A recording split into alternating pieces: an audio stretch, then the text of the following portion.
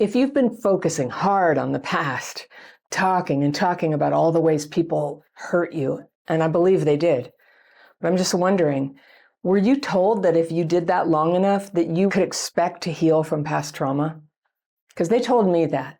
But the thing is, after a short spell very early on when I did feel relief from talking about it, just to finally tell the truth about what happened, I quickly started to feel worse. I got more depressed. I got more angry.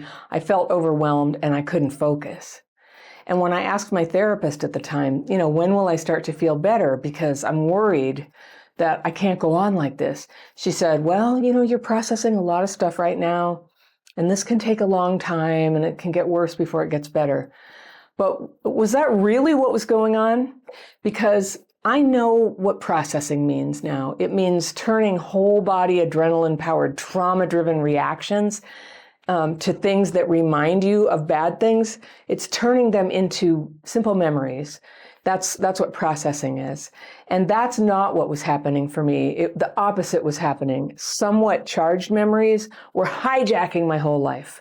My ability to function was breaking down. So here are 4 uncomfortable truths about trauma healing that no one ever told you and that might just set you free. So uncomfortable truth number 1, talking about trauma can be a huge and unnecessary trigger. Now, you've probably been told that healing means you have to talk about everything that happened to you and that you have to get it all out. And at first, it can feel like a relief to finally speak the truth. But we now know that talking about trauma can be a powerful trigger to put you right back into the experience, to throw your body right back into active trauma response and dysregulation, where it's very, very hard then to make sense of feelings, to process thoughts, to communicate anything, or to remember what happened, even if it was productive. For many people, the talking about trauma pulls them right back into the adrenaline-fueled responses of trauma, not because they're weak or resistant, but because their nervous systems are not yet regulated enough to revisit those experiences without being overwhelmed. Now, this is why some people find that the more they talk, the worse they feel. Instead of bringing closure, talking reactivates problems. Instead of integration, they experience shutdown, panic, even physical symptoms. That's what happened to me. So what starts as catharsis can turn into, a loop of re-traumatization. And then you go home and you're like, just sobbing, a mess. And you think, well, maybe when I go back a week later, I'm going to feel better.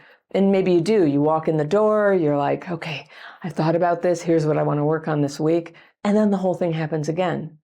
So here's the part that no one tells you. There's another way. There's another way to process your memories and your feelings. And it's writing, not talking, writing. Writing about the thoughts and feelings that are causing distress. For me, I did this using the structured daily practice techniques that I teach, that I've stumbled into and sort of developed into a method I could use every day to let me release the story of what happened without triggering me into a spiral. Now, when I first was using it, I didn't know there was a neurological basis for all of this. I only know it worked. I felt so much better when I used this writing technique. I felt ease. You can even communicate what happened to another person if you need to, without falling apart emotionally or dissociating. You can write it using this technique and then read to them what you wrote. And it uses a different brain pathway, and it can bypass that trigger that throws you into dysregulation. Writing gives you safe distance. It creates clarity too. It's I'm sure, a lot of people watching this, you will have journaled before. This is different than journaling, but you're probably aware of how it kind of helped you get your thoughts together and a little distance from it so that you could think more clearly. And that's one of the benefits. So it allows your brain to begin to process the experience instead of reliving it. So when you can write those fears and resentments, face them, release them, your confusion, when you do this consistently, it starts to lift. You start to clear the mental clutter that fuels dysregulation. You begin to see patterns. You build the muscle of self-awareness. And most importantly, you regain the capacity to do something, to act in your own best interest. I mean, that's what gets paralyzed when you're dysregulated and, just throttled by these nervous system experiences of trauma. All right, so uncomfortable truth number 2 is focusing on what they did to you can keep you stuck.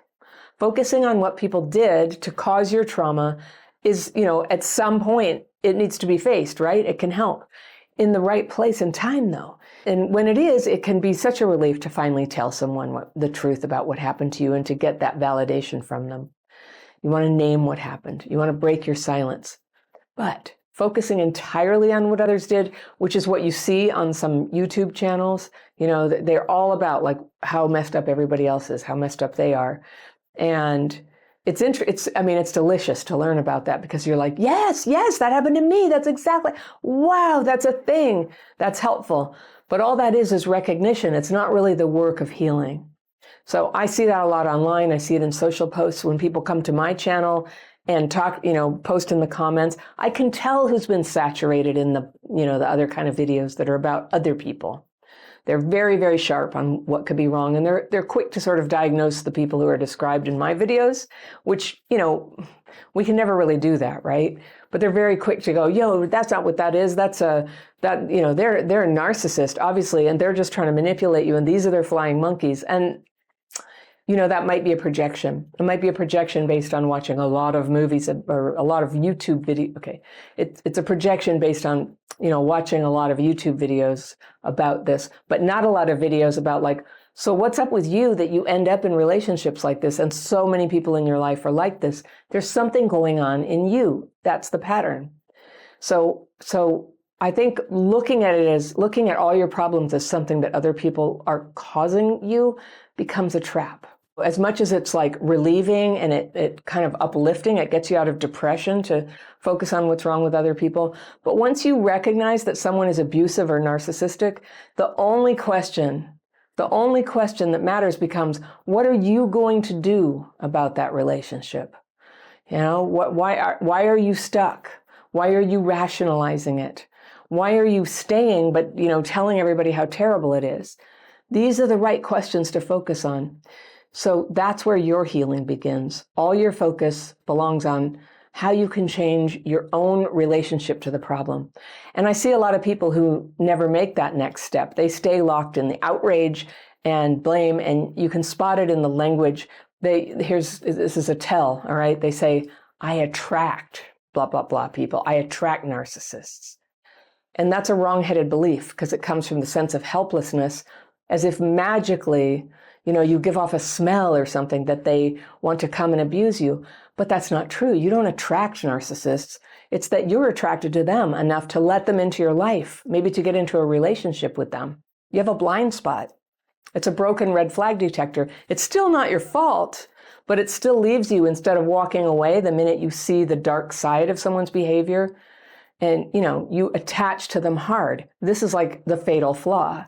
This is very much a trauma wound, but nobody's going to come back and say, all right, this happened in your childhood. There, I turned your dial. You're not going to do this anymore. It's going to come from a change that you make. It's going to come from consciousness that you develop by making the effort to focus on yourself. And why do you keep ending up in these situations? You're not bad. It's a trauma wound. We see it again and again. You're not alone, right? If you get into the comments here on my videos, you'll just find so much relatedness for this. And what's a relief about knowing that it's a pattern is that at least, it's a thing. It's not like you're doing something unique because of some strange and unusual flaw in you. It's like you're doing something very common and normal for people who grew up the way you did. So if your trauma left you with a specific set of patterns, very common patterns, especially if you grew up with neglect or abuse, then you kind of know what happened. But now you know. Focusing on what happened is information. Focusing on what you're going to do is healing. Now, it's not just narcissists. It could be people who manipulate, people who don't respect your boundaries, people who leave you confused. That's so often the letters I get from people when they're like, I think I'm in a relationship. I'm not sure, I'm so confused. That is somebody who's like going into a fog, maybe a dissociation about what's happening. It's too painful to look at. When a relationship is real, it's not confusing. You might not like it, but you kind of know where it stands and you can ask, how do you feel about this? Here's how I feel about this. If you were trained from an early age to override your instincts in order to survive, then it makes sense that you'd keep doing this as an adult, right? It's just a pattern that got carried on too long. It helped you survive before, now it's a problem. But you don't have to stay in this pattern. When you can see the people for what they are, and it takes some healing to do that, easier said than done, I know, but that's what we do here. We do that healing. You can shut those people out of your life just like that. You spot them, boom, you're not doing that relationship. You learn to detect the red flags. You learn to trust yourself. You learn to walk away fast. And that's a skill that you build, because trusting yourself, trusting your gut, it is a little bit complicated, because if you're hypervigilant, if you tend to, kind of get suspicious about everything that moves, yeah, is that your gut or is that hypervigilance? So it takes some healing to just start practicing, and you go, I have a bad feeling about this. And then you pay attention to, well, what's the outcome when you stick around? What's the outcome when you leave? And you start to learn, you start to get balanced in terms of how to interpret reality. That's like the most beautiful and essential skill that we need, but it's exactly what gets damaged through abuse and neglect. Hey, I've got a quick invite for you. I made a free daily practice course that shows you 2 simple techniques to calm the storm when you're triggered inside. It's short, it's powerful, and it helps you feel clearer, more focused, and more at ease, fast. Click the second link in the description section below, or use the QR code right there, and you can start your course right away. But it's discernment, detection of red flags. That's what makes healing possible. All right, the uncomfortable truth number 3, is that what we're on now? You can't heal while avoiding life. This one might sting, but healing doesn't happen in a vacuum. You can't isolate forever and expect to feel better. And I say that with compassion, because I used to do exactly that. When life felt too overwhelming, I pulled away, and I thought I was being protective, and I told myself I need space to heal. Or I was very, very focused on how other people were mean or not inclusive of me, or I didn't relate to them, or they were that kind of person or whatever. But there I was isolating. And so that was my rationale for staying away when the going got tough. But what was wrong was I was dysregulated. I was having trouble managing my own nervous system. And isolating is a stopgap. It's just to get away from the source, the thing that's, hard for you to manage, and the stress, but it's not going to regulate you. It's not going to heal you to isolate. Disconnection is not healing. It's actually a nearly universal symptom of early trauma, a feeling that you're sort of disconnected from people. You may recognize that in yourself. In fact, this is my new book. This is not the real copy. It's called a galley proof, but I have it. It's like a paperback version of what it's really going to look like. In this book, I talk about that a lot, the hidden ways we isolate to try to manage our dysregulation and our stress, and then how do we get back out of that? But in my work as Crappy Childhood Fairy and in my research and reading, I've just learned so many people who were traumatized as kids are just haunted by this feeling that they can't connect. And we always think it's just us. We didn't, once no, it's a thing, it's a pattern, it's a known phenomenon.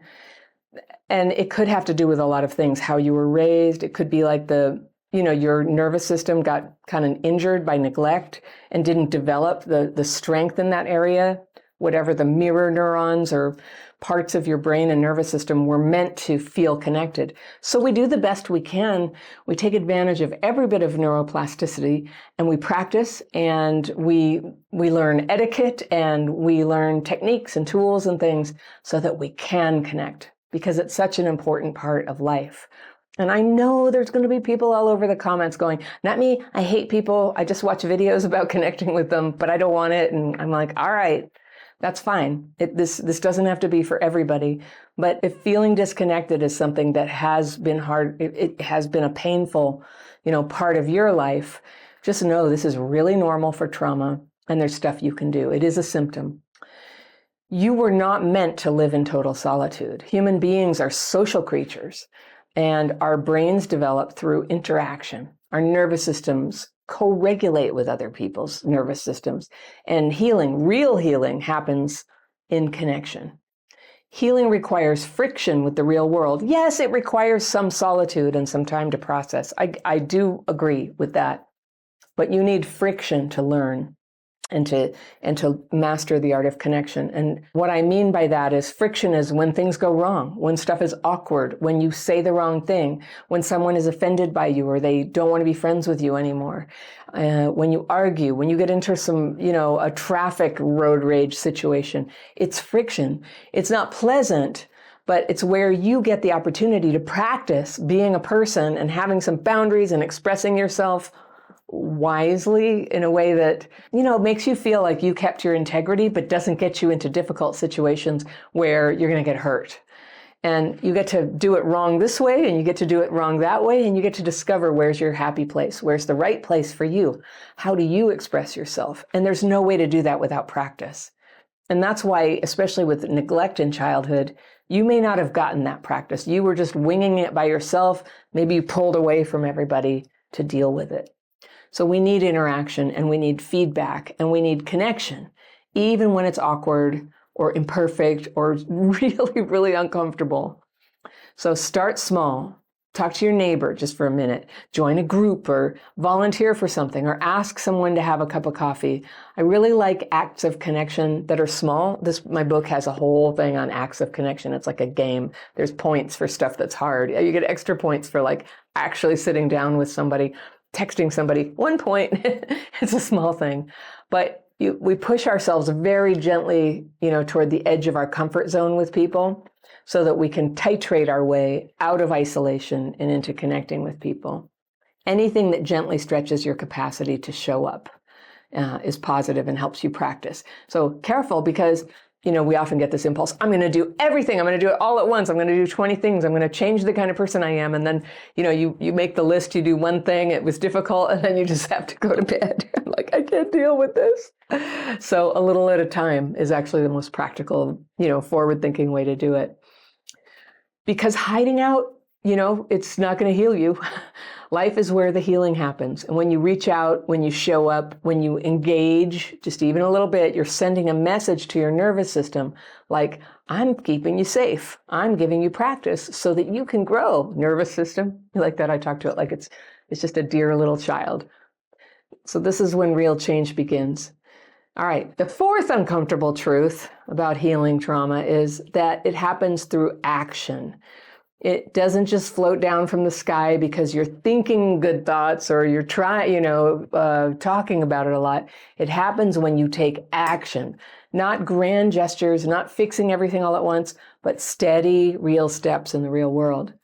So you change your life in present time. That's the secret to healing. You do that by facing problems, little at a time, in yourself, in your life situation, and then doing something about them. If you're dysregulated, start the daily practice. If your house is in chaos, clean one drawer out. That's my favorite technique for dealing with a messy house or clutter. Just one drawer, just do one.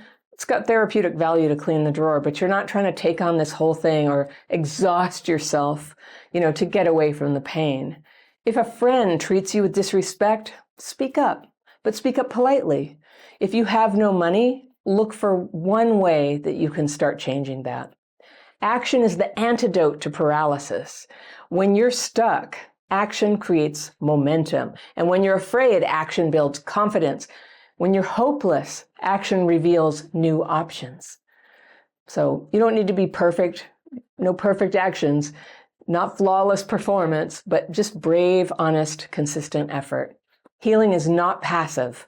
You don't wait until you feel good. A lot of people make that mistake. You start moving even when you don't feel like it, even when you don't know where you're going. That's how you begin to feel good again. Because every time you take a positive action, no matter how small, you're reinforcing a new pattern. You're teaching your body and your brain and your nervous system and your mind and your feelings, this is who I am now. This is what I do now. Hey, it's me, and real fast, if you're watching my videos and wondering if maybe past trauma is having an effect on your life today, I want to share with you a list of signs that what you're struggling with now might be connected with neglect or abuse in your childhood. It's good to know this because it can help you know that what's hard for you right now is normal, and that healing is possible. You can download my Signs of Childhood PTSD quiz by clicking the top link in the description section below, or using that QR code right there. So then what? If you've been feeling stuck, like healing is something mysterious and out of reach for you, I want you to know this. You don't have to be perfect to get started. You don't need every answer before you take a step, but you do need to stop waiting for someone else to come fix it and just go ahead and be that person. You don't heal by overthinking or blaming or talking endlessly about what they did. You heal by noticing what's not working in you and doing something about it. And that includes dysregulation, yes, but also self-defeating behaviors, character flaws, bad habits. We all have them. And they don't magically go away, just because you have insight about them. They change when we become brave and willing enough to do whatever it takes to change. Healing means becoming the person who acts like their life matters, who protects themselves, who gets honest, who learns skills, who shows up, who makes the call, who sets the boundary, who tells the truth, who tries again tomorrow. That's where the power is. That's where the healing is. And you can start doing those things right now. It can begin to feel like an addiction where you almost want to feel overwhelm or exhaustion, because then you can give yourself permission to just lie down and keep isolating.